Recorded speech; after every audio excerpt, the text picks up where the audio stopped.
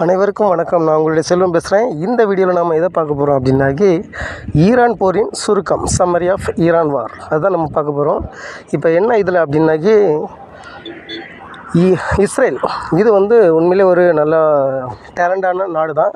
ஏன்னா எல்லா நாட்டிலையுமே 1, 2 அப்படின்னு விரல் விட்டு எண்ணக்கூடிய அளவுக்கு தான் நோபல் ப்ரைஸ் வாங்கியிருப்பாங்க. பட் இஸ்ரேலில் கிட்டத்தட்ட 40க்கும் மேற்பட்டவர்கள் நோபல் ப்ரைஸ் வாங்கியிருக்காங்க. அந்தளவுக்கு ஒரு இன்டெலிஜென்ட்டான ஒரு கண்ட்ரி. இப்போ என்ன அப்படின்னா, இவங்க ஈரான் கூட போர் போடுறாங்க, போர் செஞ்சுக்கிட்டு இருக்காங்க. இதில் இஸ்ரேல் ஈரான் ரெண்டையும் கம்பேர் பண்ணியாச்சுனாக்கி 82 மடங்கு பெருசு எது ஈரான் கம்பேர் வித் இஸ்ரேல். அப்போது ஒரு சின்ன குட்டி நாடு தான் அது. ஒருவேளை ஒரு இன்டெலிஜென்ட் இஸ்ரேல், ஒரு ரேட், ஒரு எலின்னு வச்சுக்காங்களேன், இன்டெலிஜென்ட் எலியாக இருந்துச்சுன்னா அது எலிகளை தான் ஆட்சி செய்யணும். இன்டெலிஜென்ட் ரேட் அப்படிங்கிறதுனால கேட் கூட மோதக்கூடாது, பூனை கூட மோதக்கூடாது. அதுதான் இங்கே நடந்த தப்பு. அவங்க எங்ககிட்ட அயன் டூம் இருக்குது, எந்த ஒரு மிசைலுமே எங்களை பெனிட்ரேட் பண்ணி எங்களுடைய நாட்டுக்குள்ளே விழ முடியாதுன்னு நினச்சாங்க. ஆனால் இஸ்ரேல் நம்ம ஈரான் அவங்களுடைய own manufacturing drones and missile எல்லாமே வச்சு ஈஸியாக அடித்து இஸ்ரேல் நாசக்காடாக மாற்றி வச்சுருக்குறாங்க. இனிமேல் இஸ்ரேல் எந்திரிச்சு வரணும்னா மினிமம் 5 வருஷம் ஆகும், பழைய இஸ்ரேலாக வரணும்னா. இது இஸ்ரேலோட கண்டிஷன். அமெரிக்கா ஒரு வெறி நாய் அப்படின்னு நம்ம வச்சுக்கலாம். ஏன் அப்படின்னா, அவங்க இதுக்கு முன்னாடி லிபியா அந்த கண்ட்ரியில் கடாபியை கொண்டு இருக்காங்க. ஈராக் அப்படிங்கிற நாட்டில் சதாம் ஹுசேனை கொண்டு இருக்காங்க. இப்போ ரீசெண்டாக வெனிசுலா இந்த நாட்டுடைய பிரசிடெண்ட்டை அவங்க நாட்டில் போய் கடத்தி கொண்டு வந்திருக்காங்க. இப்படி தான் ஒரு பெரிய வெறிநாய் அப்படின்னு அமெரிக்கா உலகத்திற்கு காட்டிக்கிட்டு இருந்தாலும் அவங்க சொறி நாயாக மாறிட்டாங்க, எது ஈரான் கூட மோதுறதுனால. ஏன் அப்படின்னா, அவங்க 40 வருஷம் ப்ரிப்பேர் பண்ணி வச்சுருக்காங்க, எப்படி அமெரிக்காக்காரன் வருவான் அவனை அடிக்கணும்னு சொல்லிட்டு. 40 வருஷம் அவங்களே மலைகளுக்கு இடையில் பெரிய குகைகளை உருவாக்கி மிசைல் சிட்டியை உருவாக்கி வச்சு போர் வந்தால் இந்த ஹார்மோஸ் ஸ்ட்ரைட் இது வழியாக தான் எண்ணெய் வர்த்தகம் நடந்துக்கிட்டு இருக்குது. இதை பிளாக் பண்ணி உலகத்தோடைய வர்த்தகத்தை அதிகரிக்கணும்.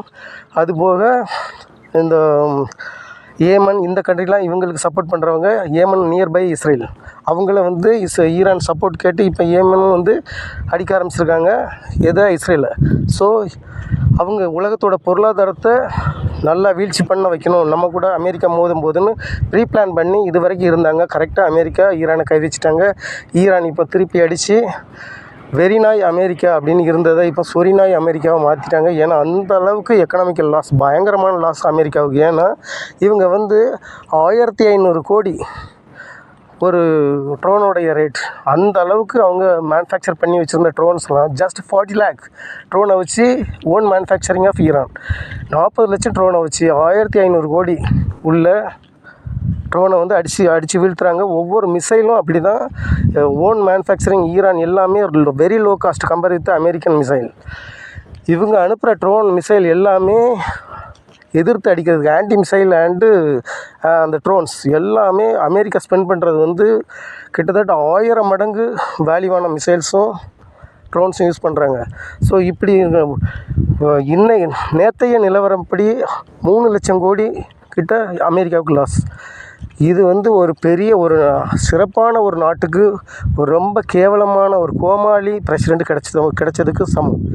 ஆமாம், அதாவது இன்னும் அமெரிக்கா ஒரு வெறிநாய் தான். அவங்கக்கிட்ட போய் சண்டை போட்டால், அவங்க நியர்பை ஏரியாக்குள்ளே போனால் மட்டும்தான். பட் இப்போ இவங்க சண்டை போடுறது ஈரான்.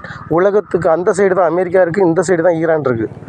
இவங்க இங்கே இவங்களுடைய நியர்பை ஏரியாவில் தன்னுடைய ஏர் ஸ்பேஸ் எல்லாத்தையும் உருவாக்கி வச்சுக்கிட்டு ஈஸியாக ஈரான் அடிச்சிடலாம்னு நினச்சாங்க. ஆனால் அது நடக்கலை.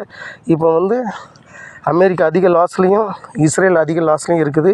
ஈரான் கை தான் ஓங்கி இருக்குது.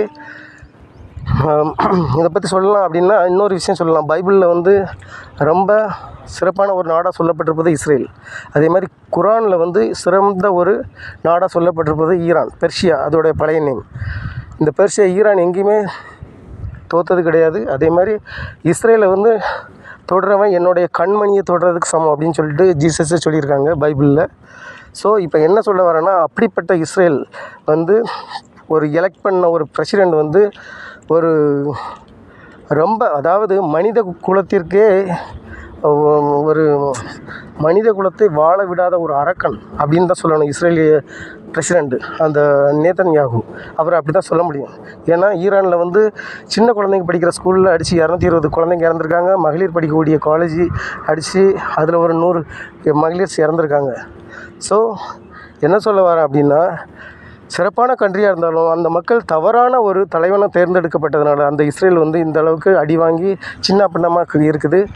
ஈரான் பொறுமையாக இருந்து இன்றைக்கும் அவங்க வந்து முதல் அடி நாங்கள் அடிக்கவே இல்லை, எங்களை நாங்கள் இப்போ பண்ணுறது கூட அஃபென்ஸ் இல்லை டிஃபென்ஸ் தான் அப்படின்னு இன்றைக்கி நேற்றுக்கு கொடுத்த பேட்டியில் கூட ஈரானுடைய பிரசிடெண்ட் அப்படி தான் சொல்லியிருக்காங்க. ஸோ பொறுத்திருந்து பார்ப்போம். இதுதான் இதுவரைக்கும் ஈரானில் நடந்தது. இந்த ஈரான் போர்னாலே உலகத்தில் உள்ள எல்லா கண்ட்ரியிலுமே பெட்ரோல் ப்ரைஸ் ஏறி இருக்குது. அது மூலமாக எல்லா அடிப்படை தேவைக்குள்ள அனைத்து பொருட்களின் விலைவாசியும் ஏறி உள்ளது. அதுதான் இந்த நிசப்தமான உண்மை.